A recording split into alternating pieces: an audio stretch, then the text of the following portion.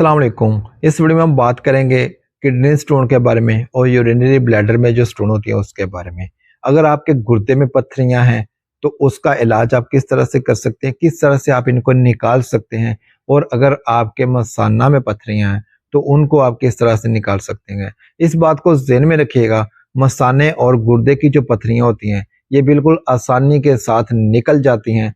इनकी किसी किस्म की कोई टेंशन नहीं है, 100% गारंटी के साथ ये पथरियां जो है वो निकल जाती हैं, चाहे जितनी बड़ी मर्जी हो जाए। लेकिन जो पथरियां पित्ता में होती हैं, गाल ब्लैडर में होती हैं, उनको निकाल नहीं सकते आप, किसी भी सूरत आप नहीं निकाल सकते, चाहे आपको जितनी मर्जी कोई गारंटी दे ले कि पित्ता की जो पथरियां हैं वो हम निकाल देते हैं, गाल गाल ब्लैडर में से पथरी हम निकाल देते हैं, तो वो बिल्कुल सब फेक होता है। वो किसी कीमत पर भी वो पथरी नहीं निकलती जो आपके गाल ब्लैडर में होती है।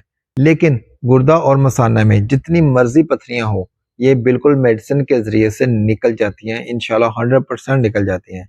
मैं आपको बिल्कुल आसान तरीका बताऊंगा कि आप किस तरह से किडनी स्टोन को आप किस तरह से निकाल सकते हैं, और आप अपने मसाना से जो पथरियां हैं उनको आप किस तरह से निकाल सकते हैं। मैं बिल्कुल आसान तरीके से आपको बताऊंगा। बिल्कुल बिल्कुल नेचुरल तरीका है, होम रेमेडी है। आप घर में बैठे हुए बिल्कुल इन पथरियों से जान छुड़वा सकते हैं, इन पथरियों को आप निकाल सकते हैं बिल्कुल अपने घर में बैठे हुए, बगैर किसी डॉक्टर के पास जाए।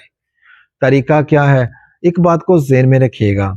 बहुत सारे लोग जो होते हैं, मैं जो आपको रेमेडी बताने वाला हूँ, बहुत सारे लोग जो हैं वो सिर्फ और सिर्फ क्या कहते हैं, डायरेक्टली क्या करते हैं कि इसका जो वो रेमेडी जो बताई होती है उसका इस्तेमाल कर लेते हैं। कई लोगों की पथरियां जो है वो निकल जाती हैं, लेकिन बहुत सारे लोगों की कंप्लेन होती है कि सर मेरे तो नहीं निकली, मैं तो उसी तरह ही हूँ, मेरे पथरियां उसी तरह हैं। इसकी रीज़न मैं आपको बता देता हूँ। तो ये पथरियां जो होती हैं इनके अराउंड एक फैट जो है वो एक कम्प्लेक्स बना लेती है पथरियों के आसपास, चाहे वो आपके मसाना में है, चाहे वो आपके गुर्दा में है। वो एक चर्बी का लगा लें, फैट का मतलब कि एक कम्प्लेक्स बन जाता है, पथरी के अराउंड बन जाता है कम्प्लेक्स। वो क्या करती है कि उस पर किसी भी किस्म की जो मेडिसिन आप सिर्फ और सिर्फ वो मेडिसिन देते हो जो पथरी तोड़ने वाली होती है या पथरी को ख़त्म करने वाली होती है, वो मेडिसिन जो होती है वो बिल्कुल भी उस पथरी पर जो है असर अंदाज नहीं होती जब तक कि वो कम्प्लेक्स के अंदर है, फैट कम्प्लेक्स के अंदर है। फैट कम्प्लेक्स बन जाती है उसके अराउंड, उसके बाद उस इन्फेक्शन बन जाती है, वो सोजिश भी पैदा कर देती है, आपके मसाना में सोजिश पैदा कर देती है, आपके गुर्दा में भी सोजिश पैदा कर देती है। जिन लोगों के वो कम्प्लेक्स साइड पे नहीं होता, सिर्फ और सिर्फ पथरियां होती हैं, वो पथरियां जो होती हैं मेडिसिन के इस्तेमाल से निकल जाती हैं। लेकिन जिनके कम्प्लेक्स होता है उनकी इस तरह की फिर कंप्लेन बनती हैं। तो मैं आपको ये भी आज बता दूंगा कि आपने उस कम्प्लेक्स को जो है वह किस तरह से ख़त्म करना है। जो पथरियों के आसपास कम्प्लेक्स बन जाता है, उस कम्प्लेक्स को ख़त्म करके उसके बाद जो है वो पथरियों को आपने किस तरह से अपने जिस्म से खारिज करना है, अपने गुर्दों से, मसाना से किस तरह से निकालना है। सबसे फर्स्ट जो स्टेप है, अगर आपके कम्प्लेक्स है या नहीं है, क्योंकि जब आप स्कैन करवाने जाते हो तो कोई बंदा भी आपको इतना क्लियरली जो है वो आपको नहीं बताता। लेकिन अगर आपके कम्प्लेक्स वो है स्टोन के आस अराउंड या नहीं है, तो इस बात को आपने बिल्कुल भी ज़हन में नहीं रखना। आपने ये दो चीज़ें मैं आपको बताऊंगा, एक एलोपैथिक है और एक बिल्कुल हर्बल है। ये दोनों चीज़ें जो है मैं आपको बताऊंगा, ये दोनों चीज़ें किस तरह से आपने इस्तेमाल करनी है। एक टैबलेट आपको मिलती है बाजार में से, ग्लूकोफेज। इसका फंक्शन क्या है? इसका फंक्शन ये है, ये बेसिकली इस्तेमाल होती है शुगर के पेशेंट में, लेकिन इसका इस्तेमाल, इसके फ़ायदे और भी बहुत सारे हैं, बहुत सारे फ़ायदे हैं, बहुत सारी कंडीशंस में, बहुत सारी डिजीज़ में इसको इस्तेमाल कर सकते हैं। इसका फ़ायदा क्या होगा, आपकी स्टोन में क्या फ़ायदा होगा?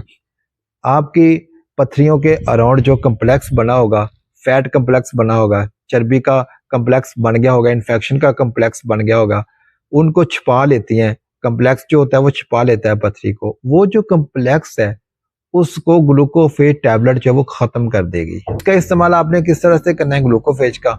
आपने एक गोली रोजाना नाश्ता से पहले खानी है। अगर तो आप अफोर्ड करते हैं, मतलब अफोर्ड का मतलब ये है कि अगर आपकी बॉडी उसको अफोर्ड करती है तो आप 2 टाइम भी खा सकते हैं, सुबह और शाम खाना खाने से पहले खा सकते हो। लेकिन अगर आपकी तबीयत में थोड़ी तब्दीली महसूस होती है, आपकी तबीयत थोड़ी डिस्टर्ब होती है, तो फिर आपने सुबह के टाइम एक गोली रोजाना नाश्ते से पहले खा लिया करनी है। ये टैबलेट जो है तकरीबन आपने 1 माह तक मुसलसल जारी रखनी है। इसके दौरान इसके साथ साथ ही आपने क्या करना है कि एक पत्थर चटा पौधा होता है, उसका नाम है पत्थर चटा पौधा, किडनी वर्ड्स भी कहते हैं, लेकिन आम तौर पर इसको पत्थर चटा पौधा कहते हैं।